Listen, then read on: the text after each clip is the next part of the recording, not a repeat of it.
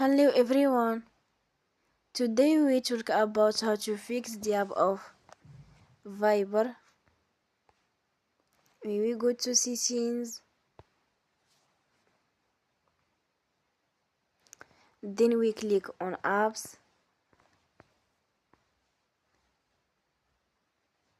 After that we search the app Viber and we click. Then we will on for stop. After that we go to storage. Then we click on clear cache. In the end,